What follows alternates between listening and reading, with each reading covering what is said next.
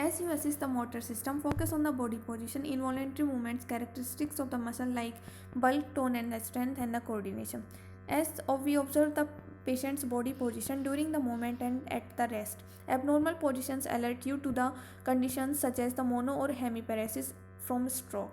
Involuntary movements such as the tremors, tics, chorea, and the fasciculation. Note their location, quality, rate, rhythm, and amplitude, and their relation to posture, activity, fatigue, emotion, and other factors.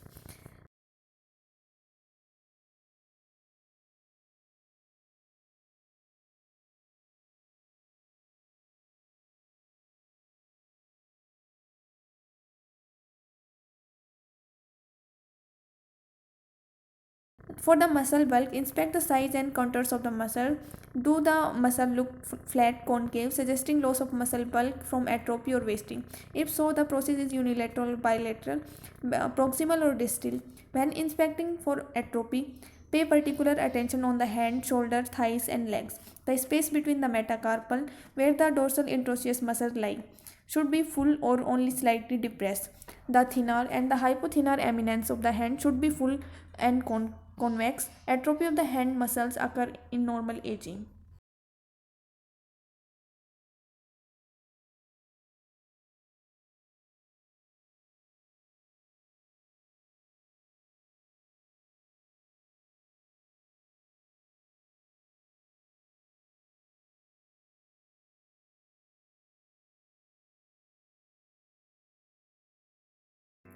In the muscle tone, when a normal muscle with an intact nerve supply is relaxed voluntarily, it means the slight residual tension is known as the muscle tone. This is be assessed by the feeling the muscle resistance to passive stress. Hold one hand with yours and while supporting the elbow flex and extend the patient fingers, wrist, elbow and put the shoulder through the moderate range of motion. If you suspect the decreased resistance and hold the forearm and shake the hand loosely back and forth. Normally the hand moves back and forth freely but is not completely floppy. To access the muscle tone in the legs, support the patient thigh with one hand and grasp the foot with the other. Flex and extend the patient knee and the ankle on each side. Note the resistance of moving the limb.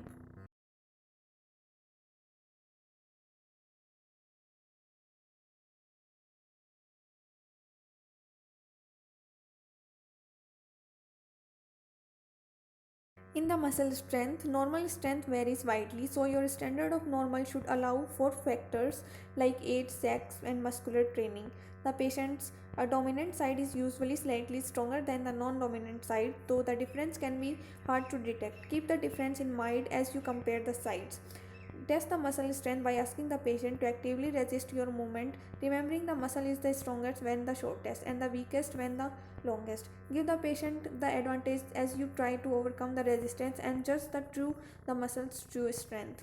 Some patients give way during test of muscle strength due to pain, misunderstanding of the test and effort to the help the examiner. Conversion disorder and the malingering. If the muscles are too weak to overcome resistance, test them against the gravity along with the gravity eliminated. When the forearm rests on a pronated position, for example, the dorsiflexion at the wrist can be tested against the gravity alone. If the patient falls to move the body part, observe or palpate for weak muscular contraction.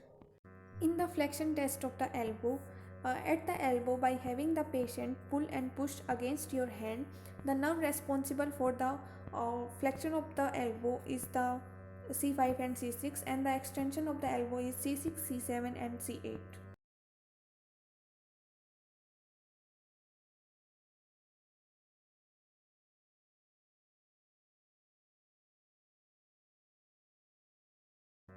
In the test extension of the wrist by asking the patient to make a fist and resist as you press down. Extension weakness is seen in the peripheral radial nerve damage and in the hemiplegia of central nervous system disease.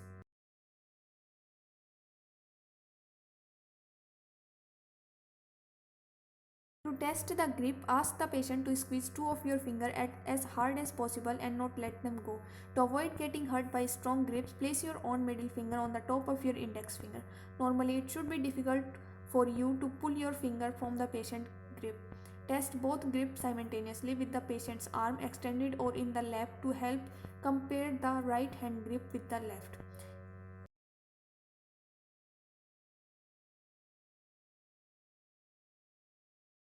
In the test finger abduction, position the patient's hand with the palm down and the fingers spread. Instruct the patient to prevent you from moving any fingers as you try to force them together. Weak finger abduction occurs in ulnar nerve disorder.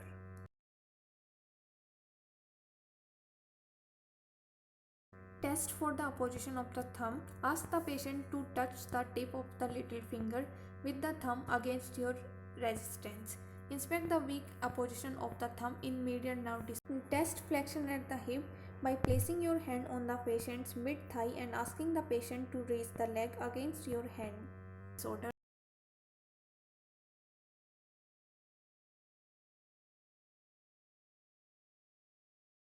In the test adduction at the hips, place your hand firmly on the bed between the patient's knees. Ask the patient to bring both legs together. And in the test abduction at the hips, place your hands firmly outside the patient's knees. Ask the patient to spread both legs against your hands.